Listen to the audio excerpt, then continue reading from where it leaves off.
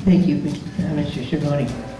Now, the questions we're going to have these questions have been received by the two gentlemen earlier, so they have had time to answer them. The incumbent has asked a question: what improvement do you want to see happen in the ward that you have not been able to get resolved? Frank, if you go first. What improvement do you see happen in the ward that you have not been able to get resolved? Well, we've got a lot of them done. I mean, when you look around the ward and you look up at Orange Terrace Community Park and see the improvements that are done there. When you look around here in Casablanca and Viegas Park and the community center and the new library, we've done quite a bit. But if I were going to point out one specific project that we need to do, and that's the new police station up in Orange Crest. Several years ago, there was a settlement with Lennar and the Carey Group. Part of that settlement was that the city would be given 10 acres of free land for a public safety facility. That we need to focus on. The response times up there are unacceptable when you look at the traffic and whatnot, so that's the next thing that's on the radar screen. Beyond that, I have to move to city issues and city priorities, since while we are elected by ward and we focus on projects like libraries and parks in the ward, there are much bigger issues that we have to contend with.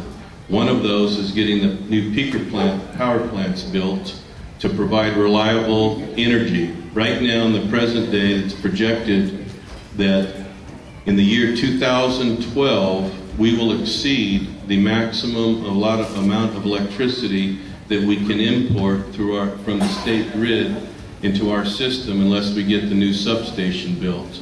It's being designed. The two new peaker plants that are going to be built are out to bid currently. The bid should be coming back in within the next 4 to 5 weeks. We'll be letting that, which is about a $20 to $25 million contract. In addition to that, what needs to happen and continue is the Renaissance project.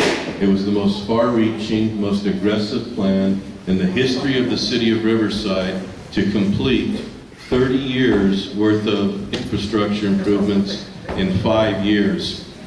60% of it is already complete or under construction at 2.5 years, so we're actually ahead of schedule. Another thing that's occurred with the Renaissance, people talk about the money and the pay and whatnot.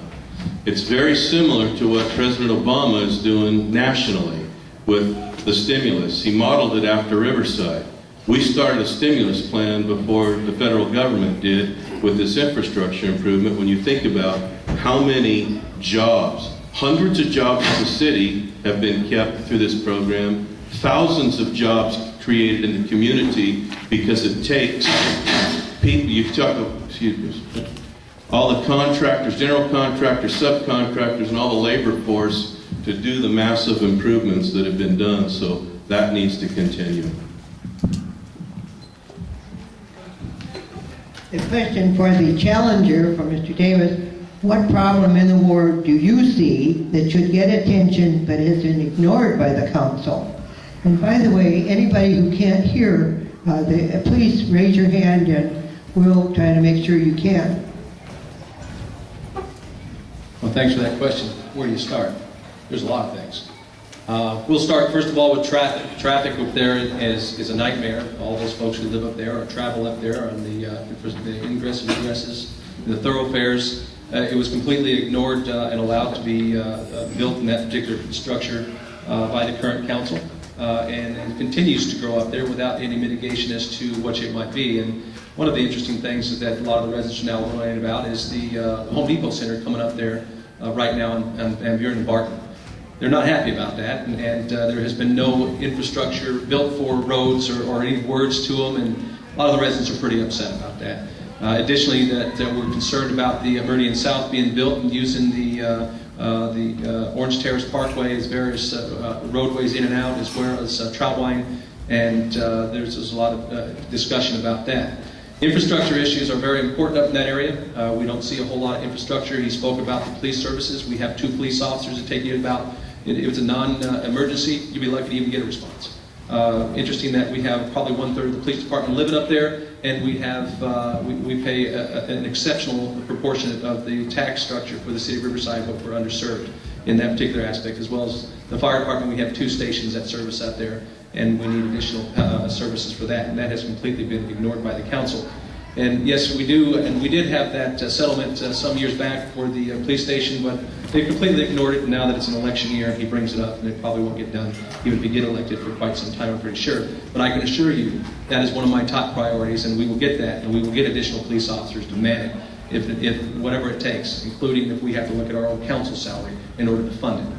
So utilities, I think that it's important that we get the peaker system up there. It's absolutely imperative. But we also cannot continually to rely on our coal plants and our nuclear power plants and various other type of energy. We have to look at alternative energy such as the solar and get serious about it as a city. Bring it in, give us some great incentives like the other communities that we're seeing, like Edison and LA Power and Water and San Diego Power and Water, and get it done. That way we don't have to build these power plants that are going to destroy our environment, because it's really a big problem. And of course, you know, they leave that to the utility. My opponent is on that utility commission, and you see the spike to pay for this downtown project they're doing, and as they say, it's a complete infrastructure. We haven't seen hardly any of it at all in Orange Crest.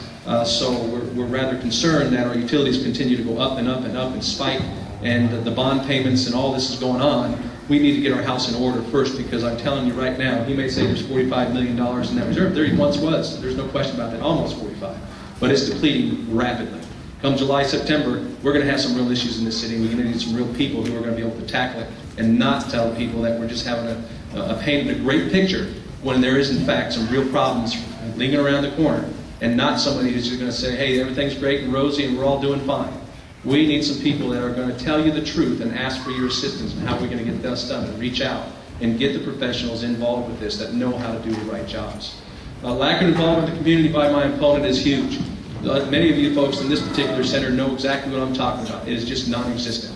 With me, that will absolutely change, and we will have things that happen on a monthly, bi-monthly, and a quarterly basis, as well as direct involvement with our children at the parks and other programs that we can bring in, and that's going to be very important that we do so. He talks about the park. It's kind of interesting. I'm now a member of the football league out there, and they refuse to issue us our permit to play football out there. Bring the park on, all right, but don't give them a permit to play in it, because there's a few residents there that are concerned about the parking. How can you build a park and not have any parking? That's kind of interesting. As a baseball coach out there for many years, so now we're going to build it, but we don't want you to come, so we're going to put no parking signs and issue you tickets when you park around the park. So that's many issues. I got 1 minute left. We can continue to talk, but I think I've said enough for now. We'll get to the rest of it. Thank you, Mr. Davis.